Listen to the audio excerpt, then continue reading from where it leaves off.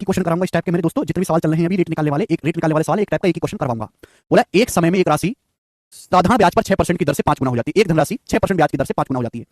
किस ब्याज दर पर समान अवधि में समान राशि 8 गुना हो जाएगी? बोला है एक टाइम में एक राशि साधारण ब्याज पर 6% की दर से 5 गुना हो जाती है।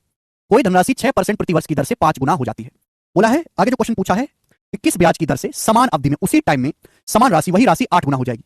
आप लोगों ने क्या किया होगा मेरे दोस्तों, पहले आपने यहां से समय निकाला होगा फिर आगे किया होगा। ऐसे नहीं करना। हमने आपको यह पढ़ाया है कि सिंपल इंटरेस्ट बराबर प्रिंसिपल गुणा रेट परसेंट गुणा टाइम। यही है सिंपल इंटरेस्ट। तीन चीजों पर निर्भर करता है, मूलधन पे, ब्याज की दर पर और समय पे। हमने देखो सवाल देखो, समान अवधि, हमने टाइम नहीं बदला, टाइम नहीं बदला, प्रिंसिपल समान राशि, हमने प्रिंसिपल नहीं बदला, हमने केवल ब्याज की दर चेंज की है। यानी कि सिंपल इंटरेस्ट डायरेक्टली प्रोपोर्शनल होगा रेट परसेंट के ब्याज की दर के। जो सिंपल इंटरेस्ट का अनुपात होगा वही रेट ऑफ इंटरेस्ट का रेशियो होगा। समझ में आई बात? आप बोलोगे हाँ जी सर बिल्कुल सही। In certain time sum become 5 times at 6% per annum at what rate interest sum become 7 times same duration. आप बताओ जो सिंपल इंटरेस्ट का रेशियो होगा वही ब्याज की दर का रेट ऑफ इंटरेस्ट का रेशियो होगा। कोई धनराशि 5 गुना होगी, कोई धनराशि 5 गुना होगी तो ब्याज कितना मिला? 4 गुना, 4 रुपए। बोला धनराशि 8 गुना हो जाएगी किस ब्याज की दर से? कोई धनराशि 8 गुना होगी तो ब्याज कितना मिलेगा? 7 गुना। ब्याज कितना मिलेगा? 7 गुना। ये किसका रेशियो है? ये सिंपल इंटरेस्ट का रेशियो है। ये रेट ऑफ इंटरेस्ट का रेशियो होगा। भाई बताओ पहले ब्याज की दर कितनी थी? 6% पर एनम, 6% प्रति वर्ष पूछा है। अब ब्याज की दर क्या होगी मेरे प्यारे भाई? अब रेट ऑफ इंटरेस्ट क्या होगा ये आपसे पूछा गया। आप बोलोगे सर 4 की वैल्यू 6% है 1.5 गुना, तो 7 की वैल्यू भी 1.5 गुना होगी 10.5%, तो ब्याज की दर 10.5% होगी। और इस सवाल का आंसर है बी ऑप्शन। कितने बच्चों ने इस तरीके से सवाल किया था बताओ?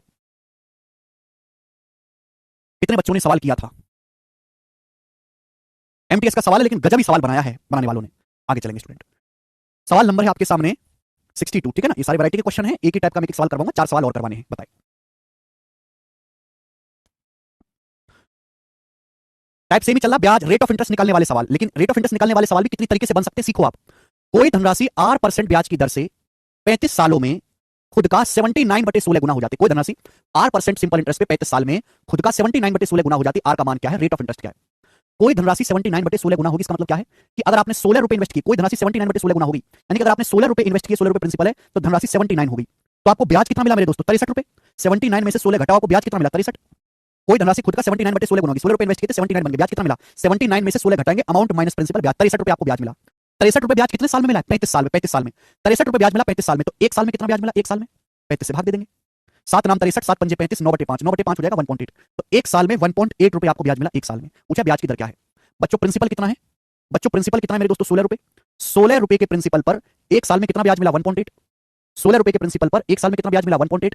परसेंटेज में कितना ब्याज मिला? इंटू 100%। आप बोलोगे हाँ जी सर, 2 जीरो से दशमलव, 1 जीरो से दशमलव, 180/16। 180/16 होता है 45/4, 4 से काटेंगे 45/4, 45/4 होता है 11.25%। तो ब्याज की दर है 11.25% और बी ऑप्शन आंसर है 11.25%।